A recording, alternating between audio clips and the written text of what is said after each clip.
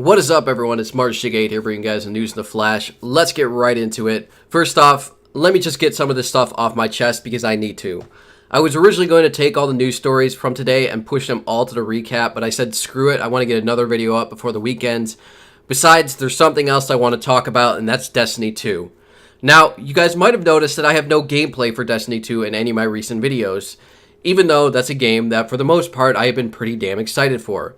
And my oh my, how all my friends are having such a great time with this game. And my oh my, how I'd love to get on and play this game with them on my PlayStation 4 Pro, which was advertised as the best experience for Destiny 2, but I can't. Not because I don't have the game. Oh, I do. I have the limited edition version, which I went out and picked up at 11 p.m. on September 5th at GameStop, which I rarely do for any game. This one, however, was important because the original Destiny game was where I met a ton of my online friends, and I knew a ton of them would be going out to get the sequel. So I knew I had to get it as soon as possible, get it downloaded, and ready to go for the next day. So I get it, I go home, and I try to get some gameplay in before I go to bed, and what I experienced that night has been what I've been experiencing throughout this entire week, and that is a massive crashing issue for the PlayStation 4 Pro that makes this game completely unplayable. And I'm not talking about little, 30-minute crashes here and there. No, I am literally talking about I can only get maybe 3 to 5 minutes of gameplay in. 10, I think, was the max before the shit freezes up and just hard crashes the entire game. I can't even get past the opening missions because it keeps hard crashing during the cutscenes. Now, I've tweaked the settings the best I can to make it replicate the settings for a base PS4, which this game seems to run just fine on. And even then, it still doesn't show any improvements.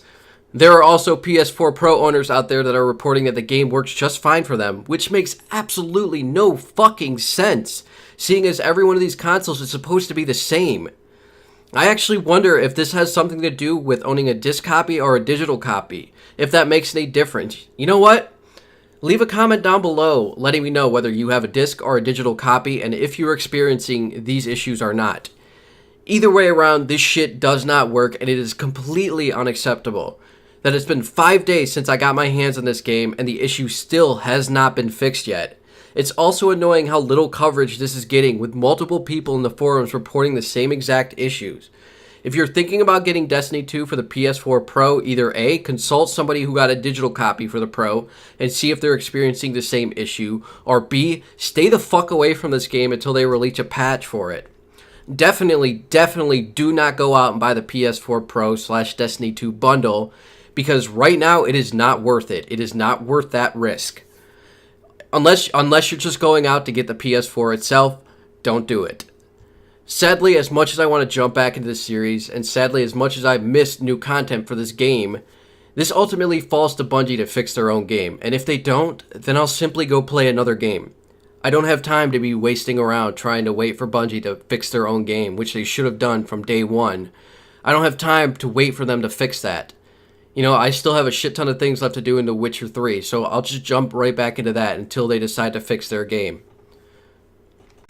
What sucks the most is that Destiny 2 is more of a timed progression kind of game, or the more time you invest into it, the higher your light level is going to be. So for my friends to have 5 days ahead of me means that they already have access to strikes, they already have access to other challenges that I don't have access to.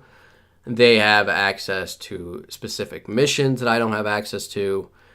And it sucks. It fucking sucks.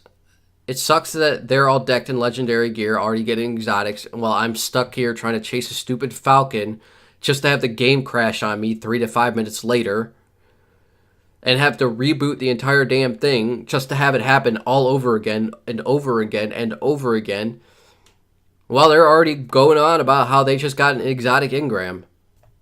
It's mind-bogglingly frustrating. But let's set that aside for now and move on.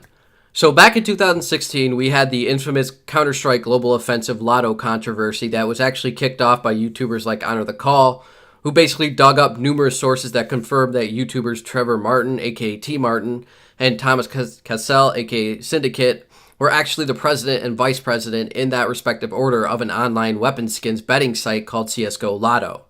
Now, Being outed as owning something like that isn't exactly bad, nor is it illegal, except they were allowing underage players to participate, and they hid the fact that they owned it while they were actively promoting it as something that they had no affiliation with, which is a violation of the FTC Act. So you had Trevor Martin posting videos where he was making large bets promoting this new CSGO Lotto site he said he just found, and then coming out with these large win payouts, which was basically promoting people to go check out the site.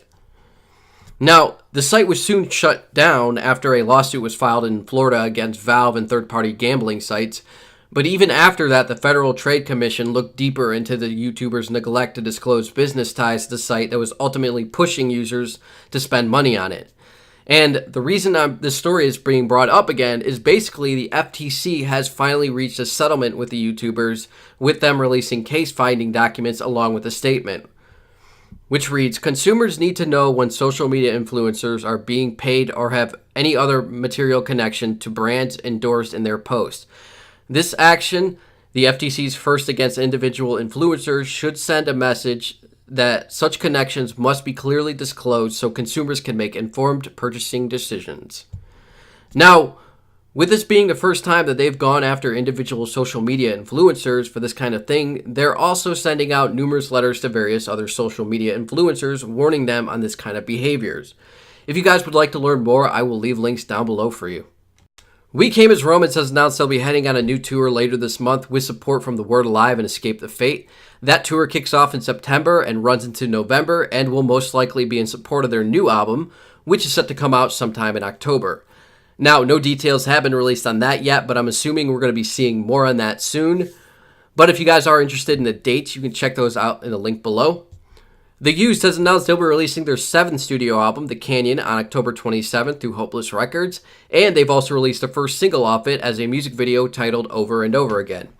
Now, being a Used fan for quite a while now, especially towards their older albums like Lies for a Liar or In Love and Death, my initial thoughts on this song was, wow, it sounds like Paramore if it was fronted by Burt McCracken instead of Hayley Williams.